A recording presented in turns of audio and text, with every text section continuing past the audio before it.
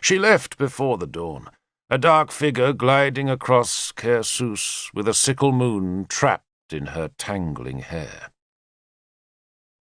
Next day, full of remorse, Arthur walked with Ceinwen and her brother. Guinevere wore a new torque of heavy gold that day, and some of us felt a sorrow for Ceinwen.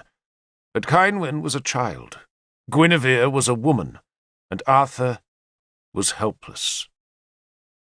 It was a madness, that love. Mad as Pellinore, mad enough to doom Arthur to the Isle of the Dead. Everything vanished for Arthur.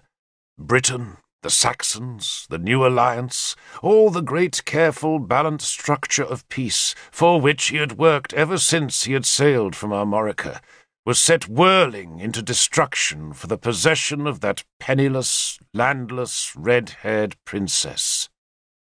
He knew what he was doing, but he could no more stop himself than he could stop the sun from rising. He was possessed. He thought about her, talked about her, dreamed of her, could not live without her, yet somehow, agonizingly, he kept up the pretense of his betrothal to Ceinwen. The marriage arrangements were being made. As a mark of Tudric's contribution to the peace treaty, the marriage was to be at Gleavham, and Arthur would travel there first and make his preparations. The wedding could not take place until the moon was waxing. It was now on the wane, and no marriage could be risked in a time of such ill omen. But in 2 weeks the auguries would be right, and Ceinwen would come south with flowers in her hair. But Arthur wore Guinevere's hair about his neck. It was a narrow red braid that he hid beneath his collar, but which I saw when I brought him water one morning.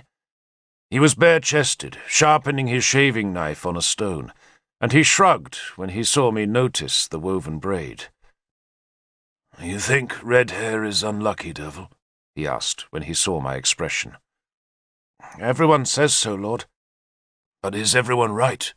he asked the bronze mirror. "To make a sword blade hard, Derval, you don't quench it in water, but in urine passed by a red-headed boy. That must be lucky, must it not? And what if red hair is unlucky?" He paused, spat on the stone, and worked the knife blade to and fro. "Our task, Derval, is to change things, not let them stand. Why not make red hair lucky?" "You can do anything, Lord," I said with unhappy loyalty. He sighed. "I hope that's true, Derval. I do hope that's true." He peered into the bronze mirror, then flinched as he laid the knife against his cheek. "Peace is more than a marriage, Derval. It has to be. You don't make war over a bride. If peace is so desirable, and it is, then you don't abandon it because a marriage doesn't happen, do you?" "I don't know, Lord," I said. I only knew that my lord was rehearsing arguments in his head, repeating them over and over until he believed them. He was mad with love, so mad that north was south and heat was cold. This, to me, was an Arthur I had not seen before, a man of passion and, dare I say it, selfishness. Arthur had risen so fast. It is true he had been born with a king's blood in his veins, but he had not been given his patrimony, and so he considered that all his achievements were his alone. He was proud of that, and convinced by those achievements that he knew better than any other man save perhaps Merlin, and because that knowledge was so often what other men incoherently wished, his selfish ambitions were usually seen as noble and far-seeing. But at Caer Sws the ambitions clashed with what other men wanted. I left him shaving and went outside into the new sunshine, where Agravain was sharpening a boar spear. "Well?" he asked me. "He's not going to marry Ceinwen," I said. We were out of earshot of the hall, but even if we had been closer, Arthur would not have heard us. He was singing. Agravain spat. "He'll marry who he's told to marry," he said, then rammed the spear butt into the turf and stalked across to Tudric's quarters. Whether Gorfithid and Keenaglas knew what was happening, I could not tell, for they were not in constant touch with Arthur as we were. Gorfithid, if he suspected, probably thought it did not matter. He doubtless believed, if he believed anything, that Arthur would take Guinevere as a lover and Cynwyn as a wife. It was bad manners, of course, to come to such an arrangement in the week of the betrothal, but bad manners had never worried Gorfithid of Powys. He had no manners himself, and knew, as all kings know, that wives are for making dynasties, and lovers for making pleasure. His own wife was long dead, but a succession of slave girls kept his bed warm, and, to him, impoverished Guinevere would never rank much above a slave, and was thus no threat to his beloved daughter. Keenaglas was more perspicacious, and I'm sure he must have scented trouble, but he had invested all his energies into this new peace, and he must have hoped that Arthur's obsession with Guinevere would blow away like a summer squall.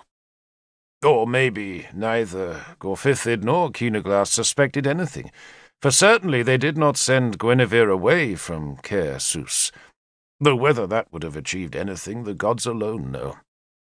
Agravain thought the madness might pass. He told me that Arthur had been obsessed like this once before. "There was a girl in Innis Trebes," Agravain told me. I can't think of her name. Messa, something like that. Pretty little thing. Arthur was besotted, trailing after her like a dog behind a corpse cart. But mind you, he was young then. So young that her father reckoned he'd never amount to anything. So he packed his Messa off to Brociliande, and married her to a magistrate 50 years older than her. She died giving birth, but Arthur was over her by then. And these things do pass, Derval. Tudric will hammer some brains back into Arthur, you watch. Tudric spent the whole morning closeted with Arthur, and I thought perhaps he had succeeded in hammering some brains back into my lord, for Arthur seemed chastened for the rest of the day. He did not look at Guinevere once, but forced himself to be solicitous of Cynwyn. And that night, perhaps to please Tudric, he and Cynwyn listened to Sansom preach in the little makeshift church. I thought Arthur must have been pleased with the Mouse Lord's sermon, for he invited Sansom back to his hall afterwards, and was closeted alone with the priest for a long time. Next morning, Arthur appeared with a set, stern face, and announced that we would all leave that very same morning, the very same hour, indeed. We were not due to depart for another 2 days, and Gorfithid, Keenaglas, and Cynwyn must have been surprised. But Arthur persuaded them he needed more time to prepare for his wedding, and Gorfithid accepted the excuse placidly enough. Keenaglas may have believed Arthur was going early to remove himself from Guinevere's temptation, and so he made no protest, but instead ordered bread, cheese, honey, and mead packed for our journey. Cynwyn, pretty Cynwyn, said her farewells, starting with us, the guard.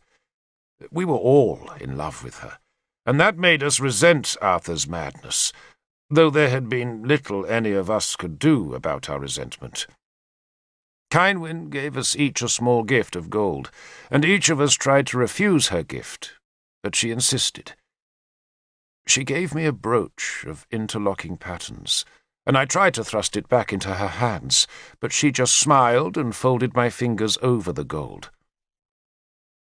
"Look after your lord," she said earnestly. "And after you, lady," I answered fervently. She smiled and moved on to Arthur, presenting him with a spray of May blossom that would give him a swift and safe journey. Arthur fixed the blossom in his sword-belt and kissed his betrothed's hand before clambering onto Llanray's broad back. Keenaglas wanted to send guards to escort us, but Arthur declined the honour.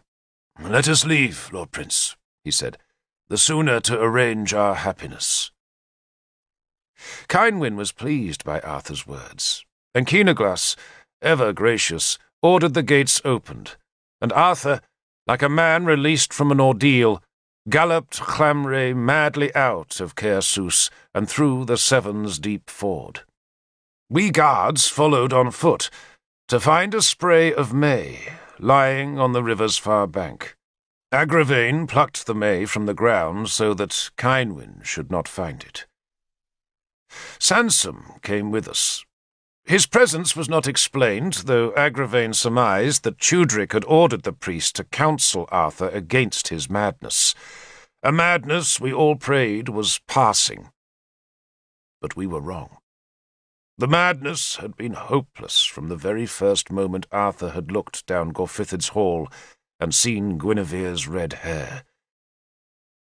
Sagramore used to tell us an ancient tale of a battle in the old world. A battle over a great city of towers and palaces and temples. And the whole sorry thing was all started because of a woman. And for that woman, 10,000 bronze-clad warriors died in the dust. The story was not so ancient after all. For just 2 hours after we had left Kersus, in a stretch of lonely woodland where no farm stood, but only steep-sided hills and fast streams and thick, heavy trees, we found Leodegan of Henniswyren waiting beside the track. He led us, without a word, down a path that twisted between the roots of great oaks to a clearing beside a pool, made by a beaver-dammed stream. The woods were thick with dog-mercury and lilies, while the last bluebells made a dancing shimmer in the shadows.